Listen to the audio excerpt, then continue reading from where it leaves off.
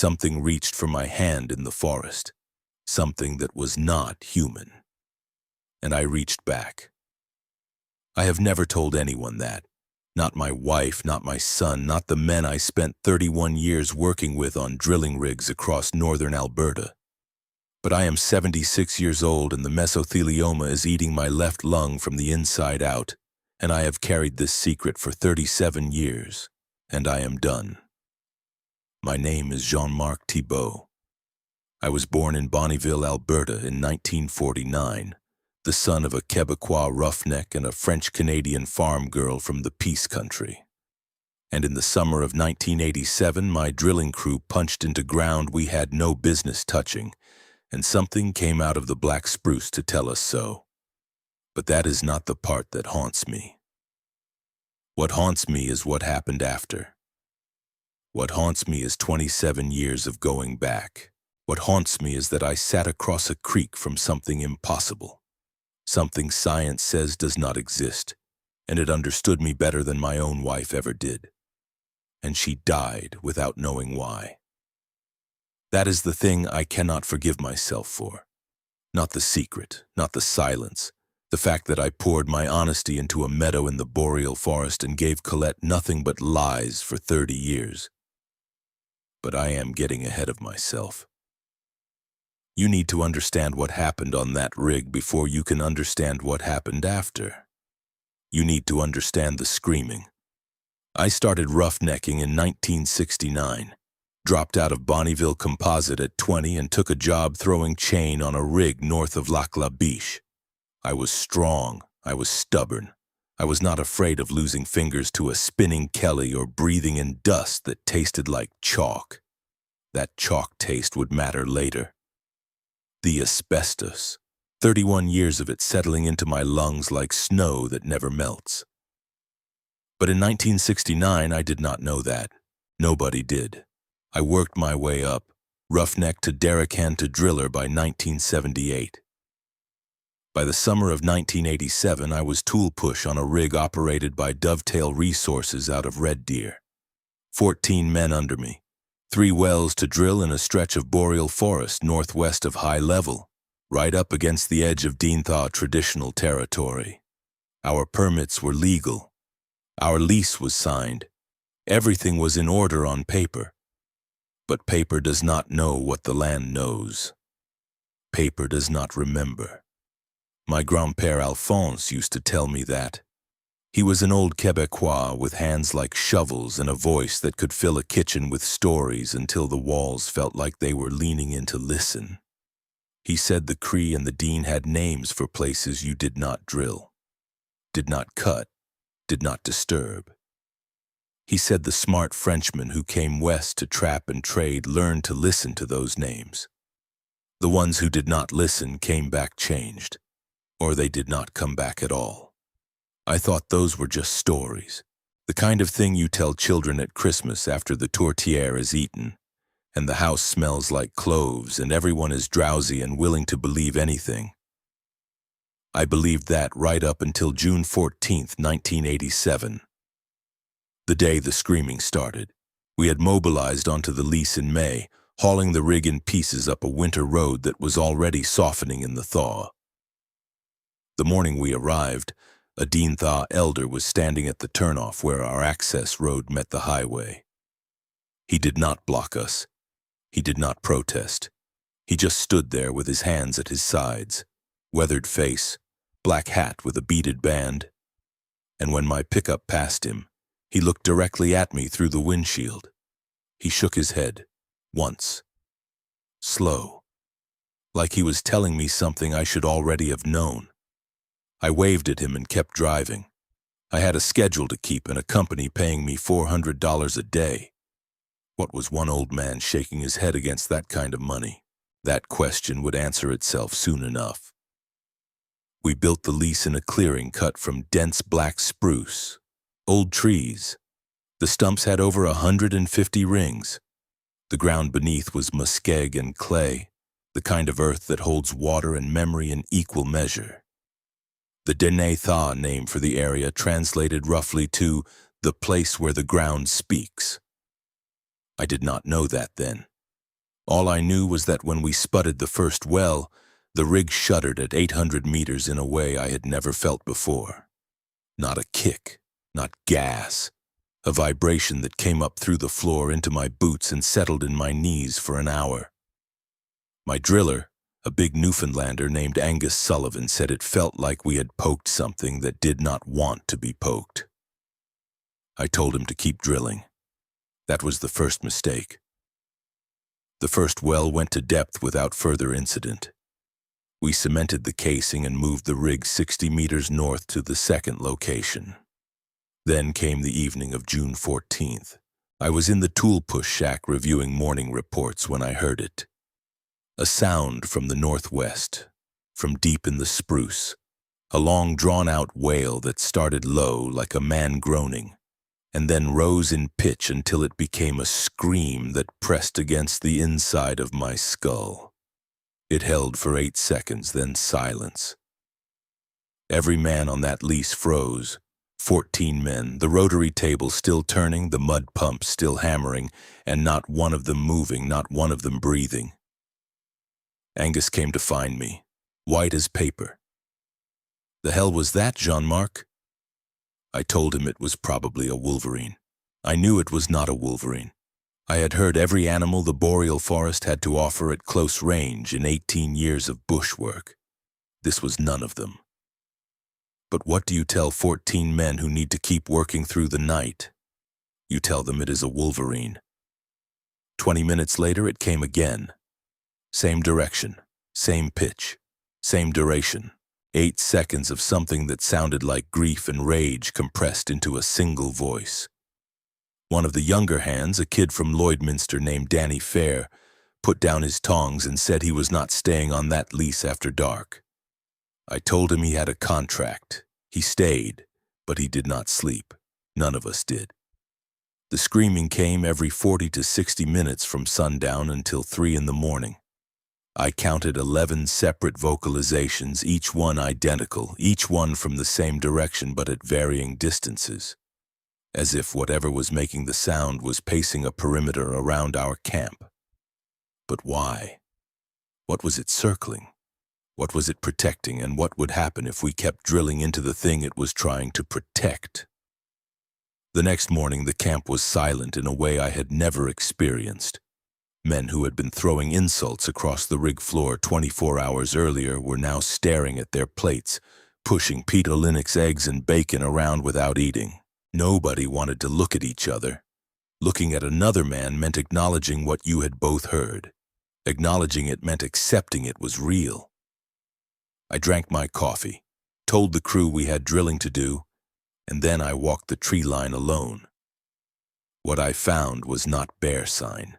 The prints were in soft clay along a seep line, about 100 meters into the spruce, bipedal, 2 feet, heel to toe, 20 to 22 inches long, 9 inches across at the ball. Stride over 4 feet. I am 6'1" and my comfortable stride is maybe 30 inches. I pressed my own boot into the clay beside one of the prints for comparison. The depth told me 350 pounds minimum, probably more. 5 toes, pronounced arch, and dermal ridges, fine lines like a human fingerprint but scaled up to something enormous. I knelt there in the muskeg with the mosquitoes whining around my hard hat, and I felt something I had not felt since I was a child listening to my grandpa's stories. The absolute certainty that I was being watched. The spruce was thick enough that you could not see more than 30 or 40 feet in any direction. The canopy swallowed the morning light, and standing there alone, studying a footprint that should not exist, I heard a sound. Not the scream. Something quieter, a low rhythmic exhalation, like something very large breathing steadily about 20 meters to my left. I did not turn my head. I did not move. I listened to that breathing for what felt like 5 minutes. Then I stood up slowly, walked back to the lease, and told my crew we had a bear problem. Nobody was to go into the bush alone. Angus looked at me like he knew I was lying. I looked back at him like I was daring him to say so. He did not. But something was breathing in that spruce. Something was watching. Something had left prints that no known animal in North America could make, and the screaming was getting closer every night. So what was it? And what was it going to do when the third well started? The screaming continued every night for a week. By the third night, the crew was fracturing. Danny Fair quit and hitchhiked home. A mudman named Gérard Paquette, French-Canadian like me from Plamondon, called his mother and was told to leave immediately. His mother said the old Métis families in the Lac-La-Biche region had a name for what made that sound. Something that lived in the deep bush, something that guarded certain places. Gérard left the next morning. I was down 2 men and the morale was in pieces. I called the company office in Red Deer. The operations manager, a man named Hargrove who had never set foot on a rig floor, told me to stop my crew from acting like children. He said if I could not handle 14 men in the bush, he would find a tool push who could. I hung up and went back to work. We finished the second well on June 22nd. Rigged up on the third location on June 25th. This was the closest pad to the tree line, only 40 meters from the edge of the old spruce. The clearing had been cut too shallow and the stumps not fully grubbed. The whole lease felt cramped and close, like the forest was leaning in. That evening I walked the perimeter and found fresh tracks. Not one set this time. 3 distinct sets. The largest over 23 inches, the smallest maybe 17. 3 of them, walking single file along the tree line, less than 40 meters from where my men would be working through the night. My hands trembled, not from cold. The evening was warm. My hands trembled because I understood something I had been trying not to understand for 11 days. Whatever made those prints was not a bear, not a man. Something else entirely. There were at least 3 of them, and we were drilling into their ground.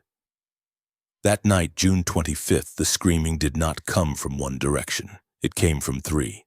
Northwest, northeast, due south, 3 voices, each distinct, each at a different pitch, calling and answering across our lease in a pattern too organized to be random.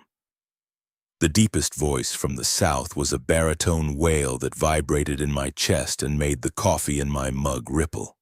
The highest from the northeast was a shrieking cry that sounded almost like language. Syllables stretched and compressed into something not quite speech, not quite animal.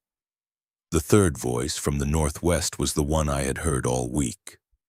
The middle voice, the one that sounded most like grief. They called to each other for 4 hours. My night crew worked in near silence. Every man kept his eyes on the tree line. And then at 2 in the morning, the mud engineer saw something that made everything real. Rick Spence was 45 years old. He had been on rigs since he was 19. He was not a man who shook easily. But when he came to my shack, he was shaking. He said he had gone to check the mud weight on the returns and had looked toward the tree line and seen a figure standing at the edge of the spruce. 8 feet tall, dark brown, standing on 2 legs, perfectly still. He said its eyes caught the light from the rig floor the way a deer's eyes catch headlights, except these were higher than any deer's eyes could be and spaced too far apart and looking directly at him. He stared at it for 10 seconds. Then it turned and walked into the trees without making a sound, not a branch, not a twig. Something 8 feet tall and hundreds of pounds heavy, moving through dense spruce in absolute silence. Rick asked me what it was. I told him I did not know. That was the first time I lied about it. It would not be the last. But here is what I did not tell Rick that night. Here is what I did not tell anyone. When he described those eyes high up, spaced wide, catching the rig light, I had already seen them. Not from the catwalk, from the tree line, hours earlier during my walk. I had stood at the edge of the spruce pretending to check for bear sign, and I had looked into the shadows between the trunks, and I had seen 2 points of light at roughly 8 feet off the ground, steady and unblinking, watching me with the patience of something that had been watching for a very long time. I had told myself it was a trick of the light, a reflection off wet bark, anything but what it was. Because admitting what it was meant admitting that everything I understood about the world was incomplete. And I was not ready for that, not yet. But the forest was not going to wait for me to be ready. I had started going into the bush alone during the day. I followed the tracks deeper, game trails winding through muskeg, low ridges of glacial gravel deposited 10,000 years ago. The terrain was difficult. Black spruce grows so dense in that part of Alberta that you can walk for an hour and cover less than a kilometer, pushing through branches that scratch your face and stepping over deadfall that crumbles under your weight. The muskeg sucked at my boots with every step.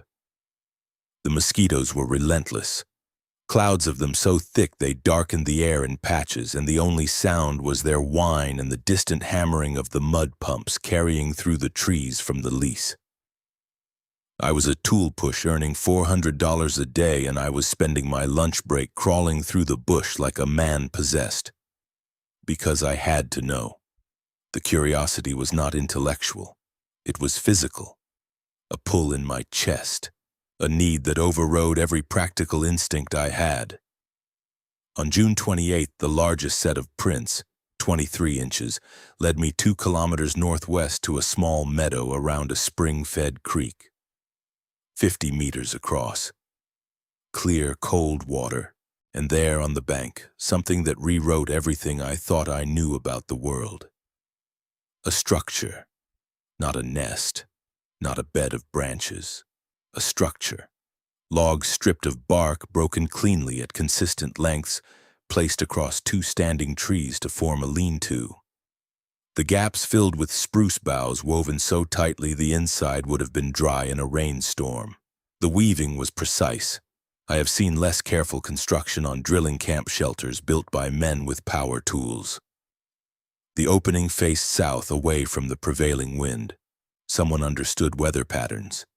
Inside, dried grass laid down sweet and even, smelling like the hay my Uncle Raymond stored in his barn near Plamondon.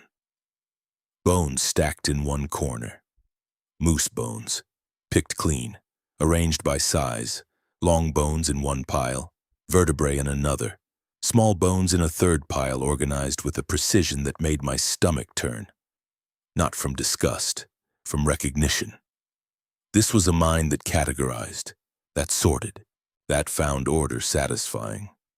A flat stone near the entrance held dried berries pressed into a cake. I knelt inside that structure and my lungs tightened. The mesothelioma was not in me yet in 1987, but I can feel it now. The tightness, the whistle at the bottom of every breath reminding me how little time I have. And I knew.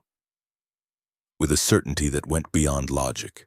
Something with hands and intelligence and intention had built this. Not instinct, craft, thought, a home. But whose home? And what would it do when it found me inside it? I went back to the meadow 5 times over the next week. I started bringing things. A can of corned beef left near the entrance. The next day, the can was gone. In its place, a piece of quartz the size of my fist, smooth, white, placed exactly where the can had been.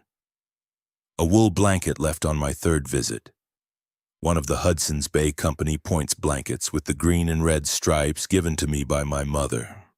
The next morning, the blanket was gone. 4 brook trout laid out on a flat rock by the creek, still fresh, still wet. Bellies slit clean with something sharp. I sat by that creek and stared at those fish, and I understood. I was in a negotiation. An exchange. Something was accepting my offerings and giving back.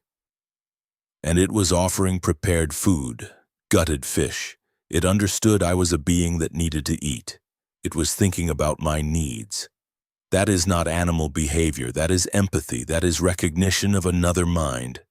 So I sat on a fallen log and I waited. 3 hours, Mosquitoes raised welts on every piece of exposed skin. The light went gold through the spruce canopy, and then I saw it. It did not crash through the brush. It appeared. One moment the aspen thicket 30 meters across the meadow was empty. The next, something was standing at its edge, half in shadow, half in late afternoon light. Looking at me, 8.5 feet tall, body covered in dark brown hair, longer on the arms and shoulders, shorter across the chest. The hair was not uniform. It varied in shade the way a dog's coat varies. Darker along the spine, lighter on the flanks, almost auburn where the late sun caught the ends. Arms hanging past the knees, thick with muscle, the kind of mass you see on animals built for raw strength rather than speed. Hands enormous, twice the size of mine, thick fingers, opposable thumbs. I could see the tendons moving under the skin of its forearms when its fingers twitched.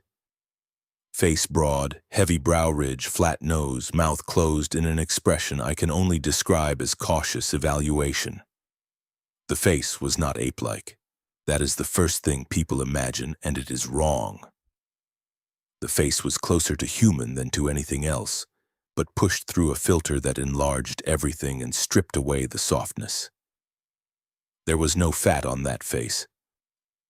Every line of bone was visible. The jaw was heavy, the cheekbones pronounced, and the forehead sloped back beneath the brow ridge in a way that spoke of a skull built for a brain larger than mine. But the eyes stopped me from running. Dark amber, almost copper. Set beneath that brow ridge with an intelligence I recognized immediately, because it was the same intelligence I saw in another human being. Those eyes were studying me the same way I was studying them. Calculation, wariness, curiosity, and something I did not expect. Sadness, a deep, settled sadness that looked like it had been there for a long time. The kind of sadness that becomes part of how a face arranges itself at rest. We looked at each other for 4 minutes. Neither of us moved. My heart hammered in my temples, my breathing was ragged. Shallow, quick breaths. The kind I take now when the disease is bad, except then it was fear doing what the mesothelioma does now, and then it did something I will remember for as long as I live, however short that may be. It tilted its head, just slightly, the way a person does when trying to understand something. And it let out a sound, not the scream, not the wail. A low, soft vocalization from deep in its chest, layered with harmonic overtones that vibrated in my sternum. Tears came to my eyes before I understood why. The sound meant something. My body knew it even if my mind did not. Every hair on my arm stood up and I felt a grief that was not mine, a loneliness that was not mine. And I understood. This creature was not angry at us for drilling into its ground. It was mourning. But mourning what? We finished the third well on July 8th and rigged down. I have never seen a crew move that fast. Men who would normally take 3 days to tear down and load out did it in 36 hours. Nobody complained about the overtime. Nobody asked for breaks. They wanted off that lease the way animals want out of a burning barn, with a focus that overrode everything else. Angus worked beside me through the teardown without a word. He had not asked me again about the screaming or the tracks or what Rick had seen. He did not need to. Angus and I had worked together for 9 years by then, and we had the kind of understanding that develops between men who have stood on a rig floor together in 40 below and trusted each other not to make the mistake that kills someone. He knew I was hiding something. He respected me enough not to force it out. I have thought about Angus many times over the years. He died of a heart attack in 1991, 3 years after we left that lease. 52 years old. Dropped dead on a rig floor near Edson. They said he was dead before he hit the grating. I went to his funeral in Carbonear, Newfoundland. Sat in the back of the church. And I thought about how he was the one person I might have told, and now he was gone, and the secret had lost its only possible outlet. The screaming continued every night until we left, but after my encounter at the meadow, the tone changed. Less like warnings, more like watching, like witnessing, like they were keeping track of our departure the way a homeowner watches movers clear out of a house that was never theirs to occupy. On the last night, July 7th, I walked to the edge of the tree line alone. I stood in the dark with the rig lights behind me and the forest ahead, and I spoke in French. I do not know why French, maybe because it felt more honest, more personal. Je suis désolé. On ne savait pas. On ne reviendra pas. I am sorry. We did not know. We will not come back. I stood there a long time. Silence. And then, from 50 meters in, that same low, chest-deep vocalization. 5 seconds. Then nothing. That should have been the end. That should have been the last chapter. A strange experience on a remote rig. A story to tell at the bar in Red Deer if I ever had enough drinks to let it slip, which I never did. But something had opened in me that I could not close. A door. A need. A recognition that I had sat across a meadow from the most important thing I would ever encounter in my life, and that walking away from it permanently was something I was not capable of doing. I tried. I spent the rest of 1987 and the first half of 1988 trying to forget. I took other jobs, ran rigs near Drayton Valley down in the southern part of the province where the terrain was open prairie and the biggest thing in the bush was a white-tailed deer. I worked doubles, kept my hands busy, kept my mind on pipe tallies and mud weights and BOP testing and all the mechanical certainties that had defined my career. But every night when I closed my eyes, I saw amber. I heard that low vocalization with its layered harmonics. I felt the muskeg under my knees and the mosquitoes on my neck and the absolute terrifying wonder of looking into eyes that were not human and recognizing intelligence looking back. By July of 1988, I could not stay away any longer. So I went back, the following summer, and the summer after that, and the summer after that, 27 consecutive years. Every July I told Colette I was going fishing up north with Angus. Angus died of a heart attack in 1991, but I kept using his name because the lie was already built, and maintaining it was easier than constructing a new one. I drove up Highway 35 past High Level, turned onto the access road growing over more each year, and hiked 12 kilometers to the meadow. 12 kilometers through boreal forest with a pack on my back and the smell of spruce resin so thick it coated the inside of my nose. Every year the trail changed slightly. A windfall here, a new creek crossing there, beaver dams redirecting water across paths that had been dry the year before. But I always found the meadow. It was like the forest kept that one clearing open, like it was maintained. The first few years the exchanges continued. Blankets and canned food for fish and quartz and bundles of dried herbs. I brought him a tarp one year, heavy canvas, olive green. The next summer it was stretched across the top of his lean-to, anchored with rocks, and the interior was dry as a house. He had figured out the grommets, threaded spruce roots through them to lash the tarp to the frame. I stood there looking at that engineering and my hands shook, not from fear anymore, but from the staggering weight of what it implied. This was a being that could learn from a single example, that could extrapolate function from form, that could improve upon a design after one exposure to a new material. But by the early 90s, the exchanges became something else. They became visits. I would arrive, sit on my log, and within an hour the big one would appear at the edge of the aspen thicket. I never named him. It felt wrong, like naming would reduce him to something I could categorize. The distance between us shrank year by year, 10 meters by 1994. Opposite bank of the creek by 1998, close enough to see the individual hairs on his forearms, close enough to hear him breathe. He breathed slowly, deeply, like every breath was deliberate. I think about that now with my oxygen concentrator humming and my breathing measured out in shallow wheezing portions that never feel like enough, and I envy him. The ability to breathe so deeply your whole body moves with it. There was a visit in 1999 that stays with me. I had arrived late because of a washout on the access road. I was tired. I sat on my log eating the ham sandwich Colette had packed for me that morning, not knowing where I was really going. She thought I was at Bisto Lake with Angus, who had been dead for 8 years. The guilt of eating her food while sitting in the place I could never tell her about. The kind of shame has a taste. Cold bread and mustard and the inside of your own lies. He appeared while I was eating, and he did something new. He emerged carrying a piece of birch bark about 18 inches long, and on it he had placed a row of Saskatoon berries still on their stems, arranged in a single line. He set the bark on a rock by the creek, 4 meters from me. He looked at me, then at the berries, then at me again, presenting it, demonstrating the offering while I watched, not just leaving an exchange, showing me.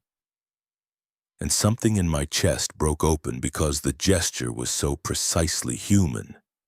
Here I brought you something, watch me give it to you. That the boundary I had been maintaining between what he was and what I was dissolved completely. And never came back. By 2002, the distance between us was 3 meters.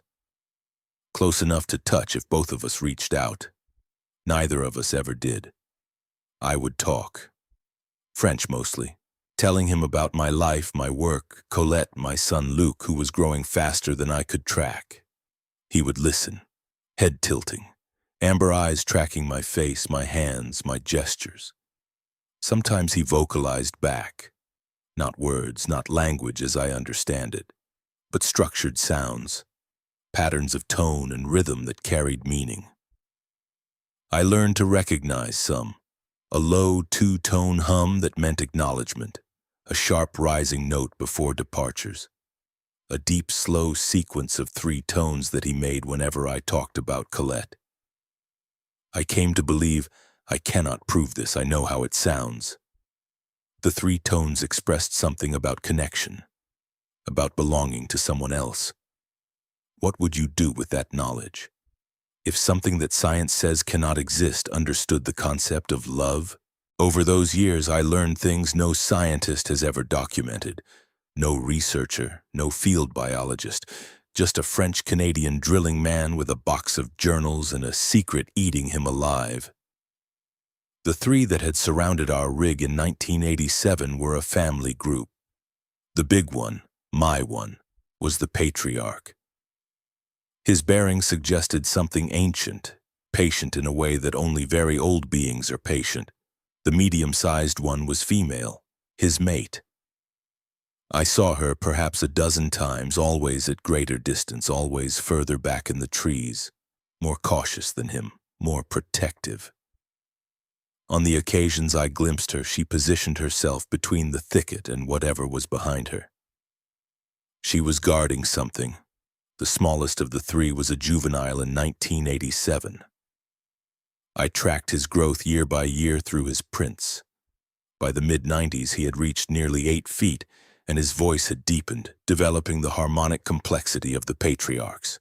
Around 1999 or 2000, his tracks vanished from the meadow area.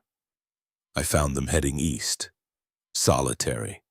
A single set of 20-inch prints disappearing into standing water 3 kilometers out. He had left.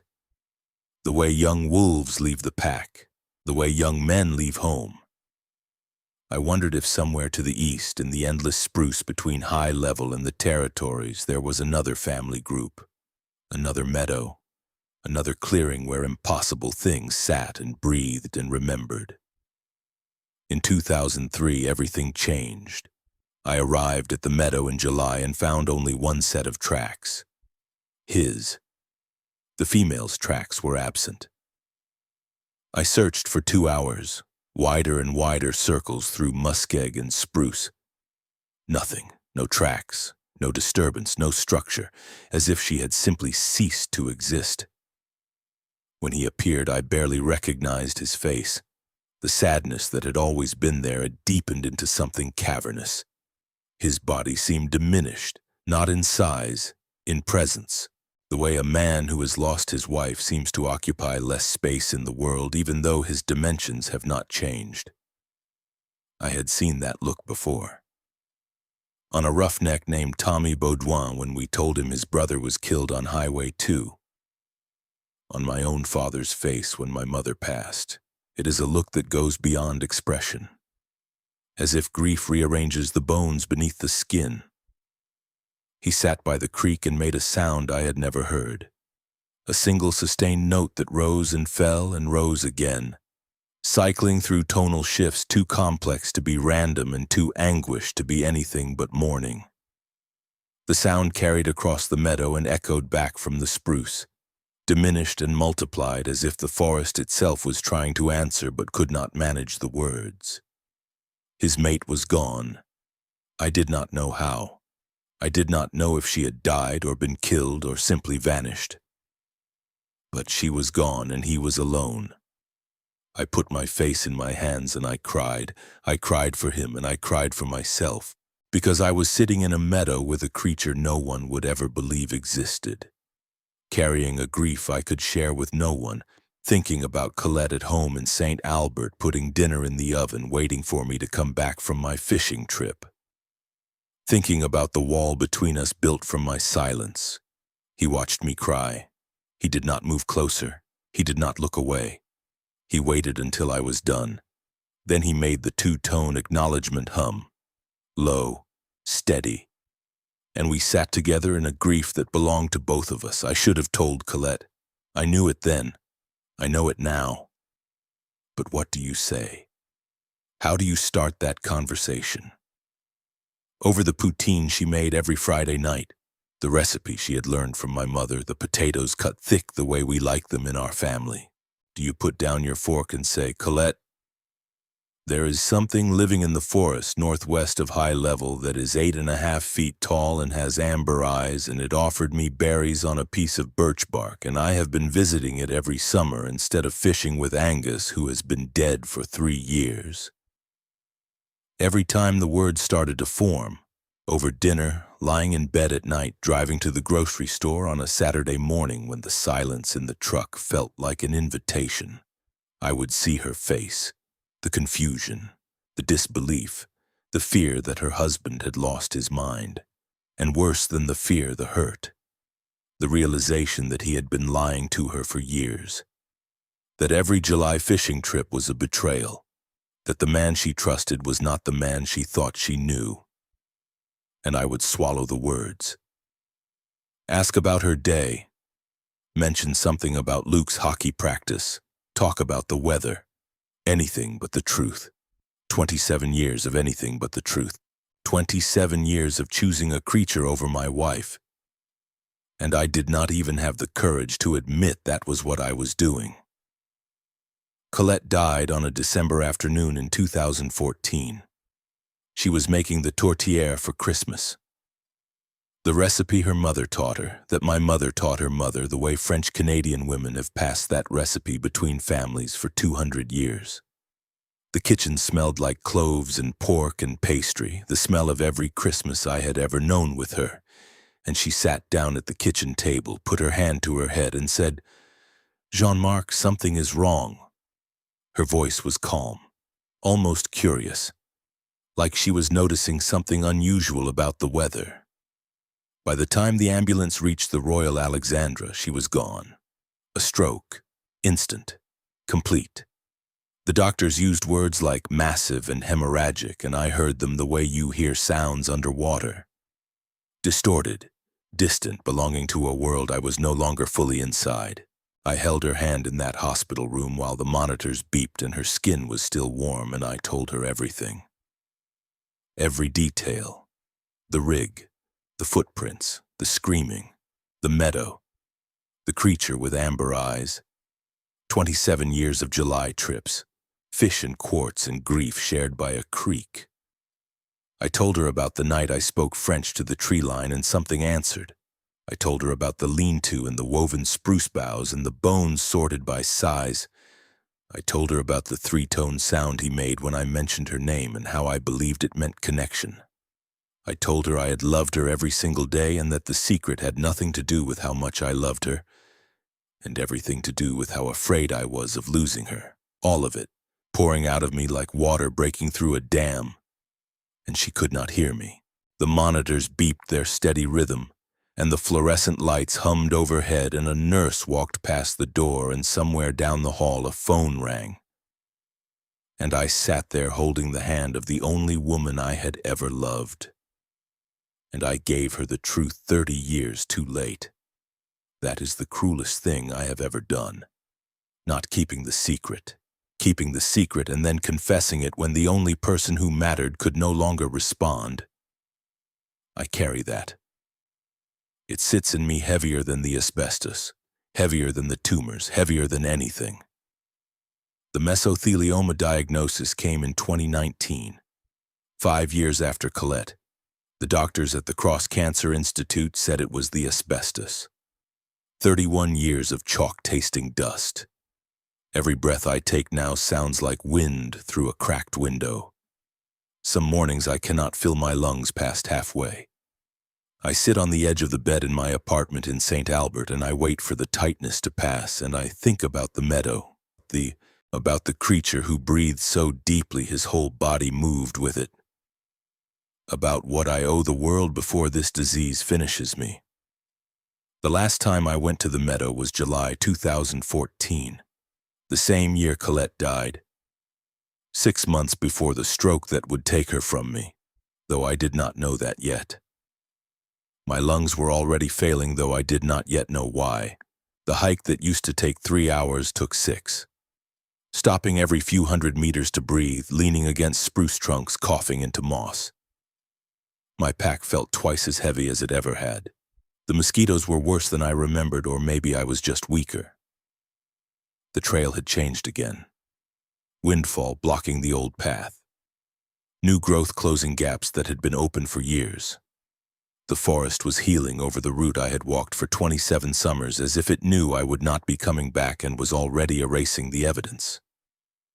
When I reached the meadow, it had changed. The creek had shifted course slightly, the way northern creeks do.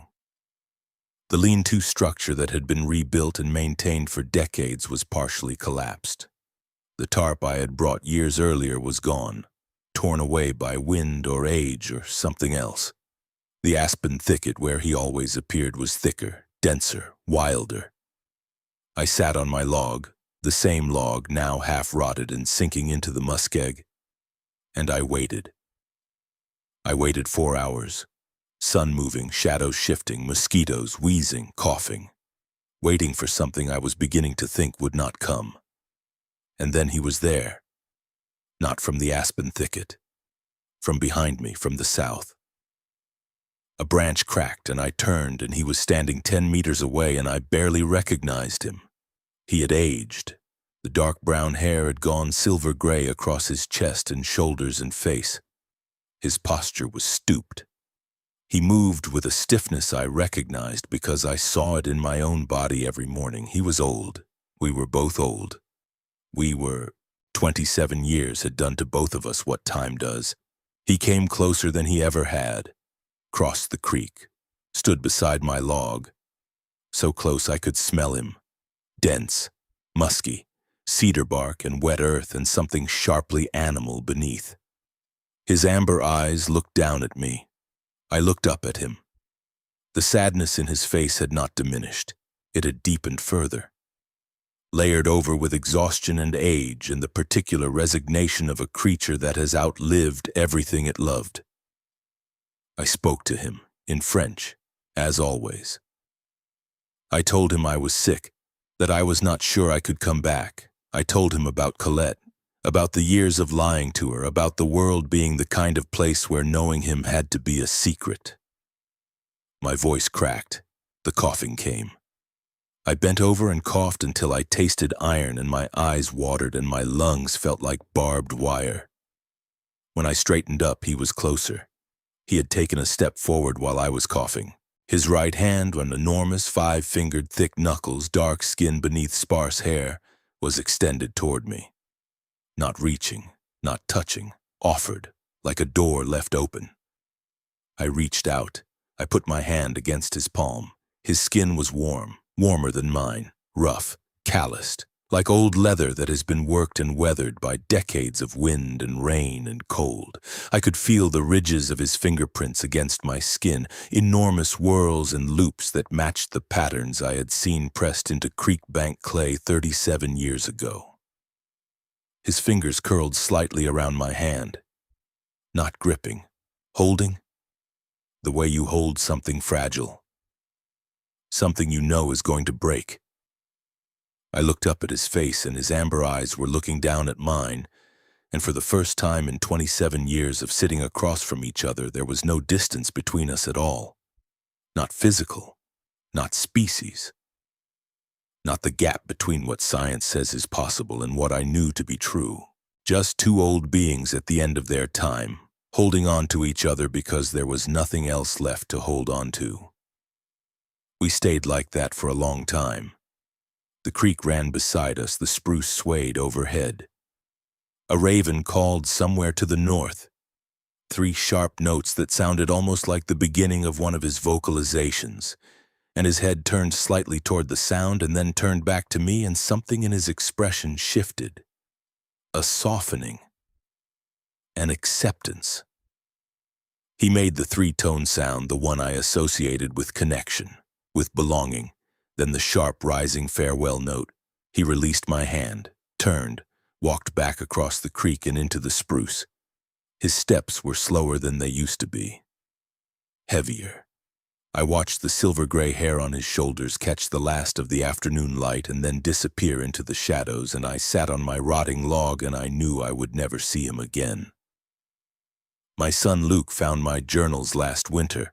He was helping me organize the apartment. The cancer has made it hard to manage stairs and clutter and oxygen equipment.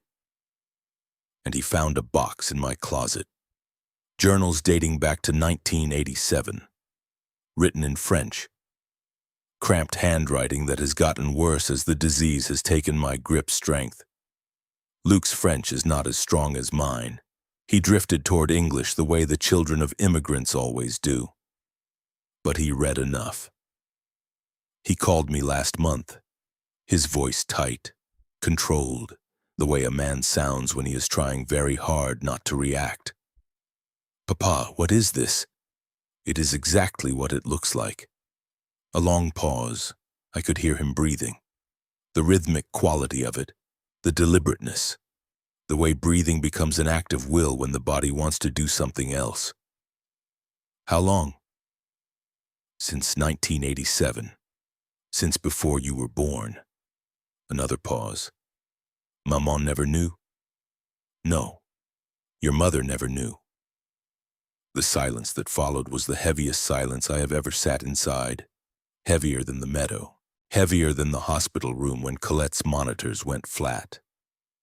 The silence of a son realizing his father lived an entire second life that his mother died without knowing about. "I need to come see you. He is coming next week. I do not know what I will tell him that is not already in the journals." I drove home from the meadow that last night in 2014 on Highway 35 with the windows down and the boreal night air filling the truck and my eyes so blurred with tears I probably should have pulled over. I did not. The highway was empty. 2 lanes of asphalt cutting through spruce forest that stretched to the horizon in every direction. And the sky above was enormous, the way the sky is only enormous in northern Alberta. And the stars were out, more stars than you can see from any city, and I thought about how many nights he had sat under those same stars, looking up at the same sky, breathing deeply the way he always did and wondering perhaps if I was looking up at them too. I drove all the way to St. Albert and sat in the driveway with the engine ticking as it cooled and looked at the sky above the city, where the light pollution washed out all but the brightest stars, and I thought about what 27 years meant. Two beings from different worlds, sitting in a clearing in the Muskeg, sharing a silence more honest than any conversation I have ever had with another human being. Somewhere in the boreal forest northwest of high-level Alberta, there are creatures living in the spruce who build shelters and mourn their dead and communicate in layered vocalizations and offer their hand to a dying man because they understand that we are all dying, all of us, human and not human, and that the only thing worth doing before the end is reaching out. My grandpère Alphonse said the land remembers everything. He was wrong about one thing. It is not just the land. They remember too. Every drill bit, every scream, every exchange of corned beef and quartz, every word of French spoken into spruce-scented air. And somewhere in that forest, an old creature with silver-gray hair and amber eyes is sitting alone, the way I am sitting alone, remembering me the way I am remembering him. Neither of us with enough time left to do anything about it except hope that someone somewhere will listen. My name is Jean-Marc Thibault. I am 76 years old. I am dying of mesothelioma in an apartment in St. Albert, Alberta. I have carried this for 37 years. I am not carrying it anymore. Believe me or do not, it changes nothing. I know what I saw. I know what I touched. And I know that when the last breath finally goes out of me and does not come back in, the last thing I will think about will not be the rigs or the wells or the money or even Colette, God forgive me. It will be a meadow, a creek, a hand that was not human reaching for mine, and a sound, low and layered and full of something that does not have a name in any language I know.